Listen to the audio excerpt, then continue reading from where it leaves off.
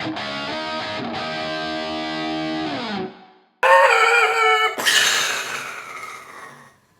I'm Ossie from Three Monkeys Solderless, home of the world's best cables for your pedal board, for DC, for audio. Check out the plugs. Patented, nothing like them on the planet. Sound amazing. It's what's on that board. So check us out, threemonkeyssolderless.com. So we're back for a quickie. I thought I'd want to, continue where we left off with the aux stomp and using the direct plus the greenback setting and the DB or the Dolby type A trick, right? So those are our three things that we've gotten going on. Now, what I wanted to add to it was some theories about how all the pedals may have worked in combination with the amplifier. So like I said, these are just experiments. I don't know exactly what was done.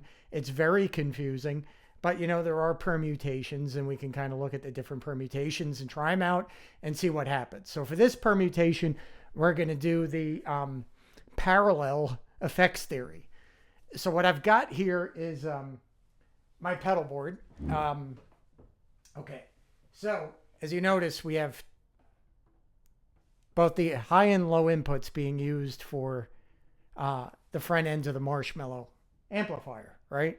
So what we have is the ability then to run things in parallel, possibly, right? So what I did was, let me just grab this. So on this pedal board right here, what we have is, let me put it up here so I can look without destroying myself. Okay, so what we have here is the entrance from the guitar, and then this box is sort of a utility box that brings in the flanger, but it also splits the signal. It has a little bit of a buffer in it to keep the impedance good for all the effects, but what we get is guitar in and then dry out, right? So it's just straight from the buffer into this channel here, all right, into the top input of what we would call the bright channel on the Marshall. The second output is coming from over here, which is at the end of the pedal board chain, which we have a flanger, a 6-band EQ, this echo for doing kind of like the Univox echo trick, this box which brings the echo unit in and out, our phase 90, 2 echoplexes, right? So now we can add these things in parallel. So let me put this down. And what that does is it really changes how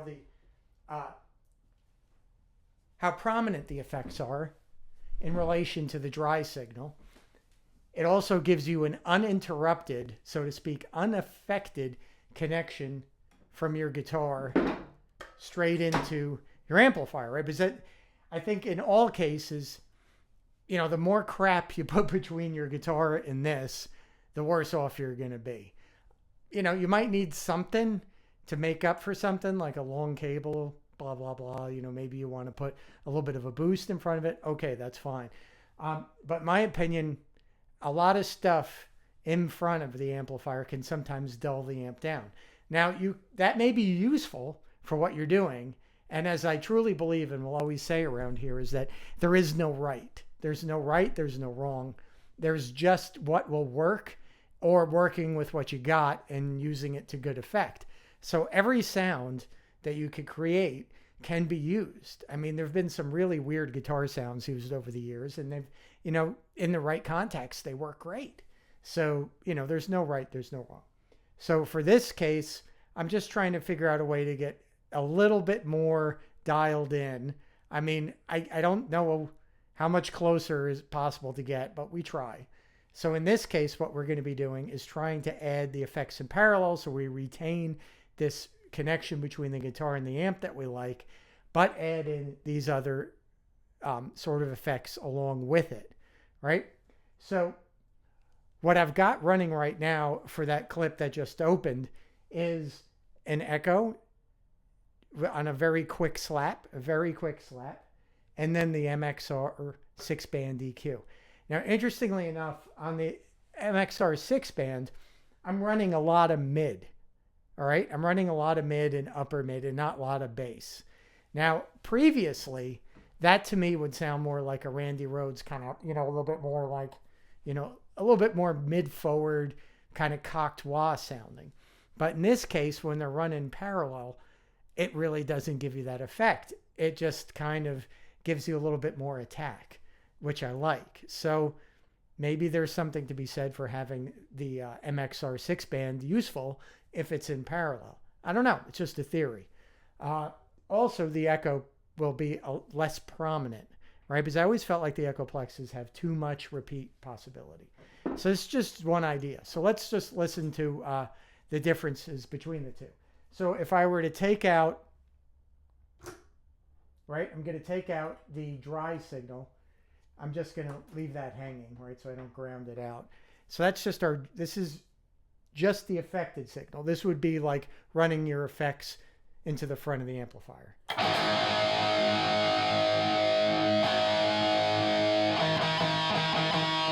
Hear that? It sounds like,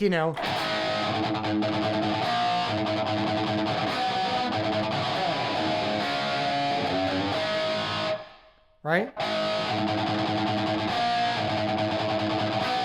Sounds closer to like being Randy Rhoads. And I always thought, how the hell is Eddie using that blue thing? Because it's going to make him sound like that,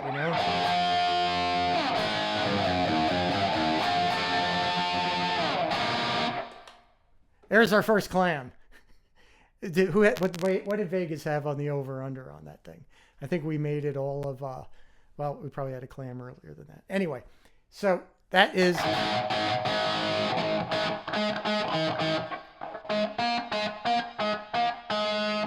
right, very nasally cocked wah.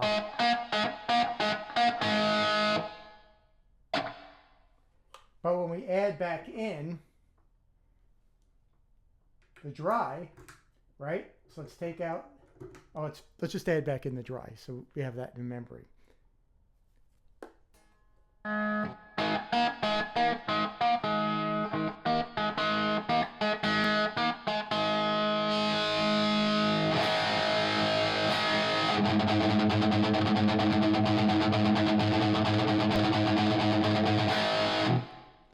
So you retain a little bit of that clarity of the kind of cocked sound.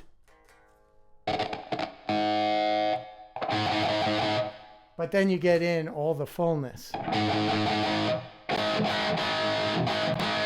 Right?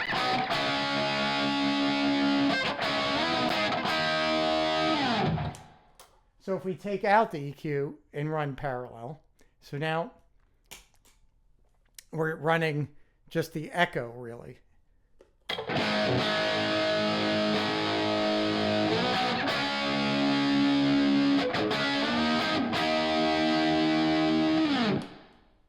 Put it back in.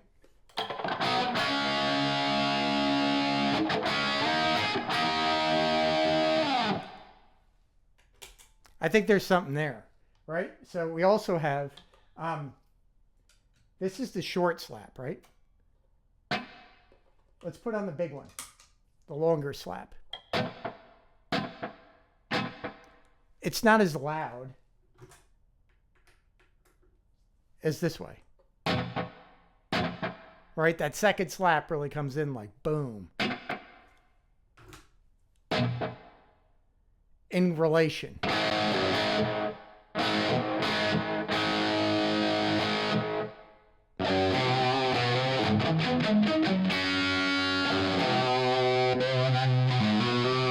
And then the flanger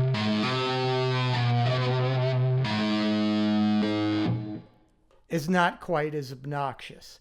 So that's sort of where I'm working with today, is sort of like the parallel kind of effects. So, yeah, I think that's an interesting kind of development to me. There may be some more meat on the bone playing with these sliders a little bit, but I think that might be worth trying.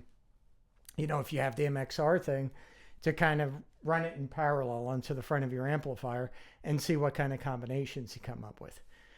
Yeah, so it's good to be back doing some videos. I know this one's a little bit short, but I don't want to just, do things for things' sake.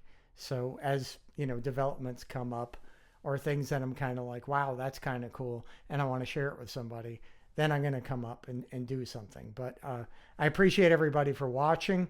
And I got to get back downstairs because the parts for the marshmallows are soon to arrive and building's got to begin again. So thanks for watching, and we'll see you next time.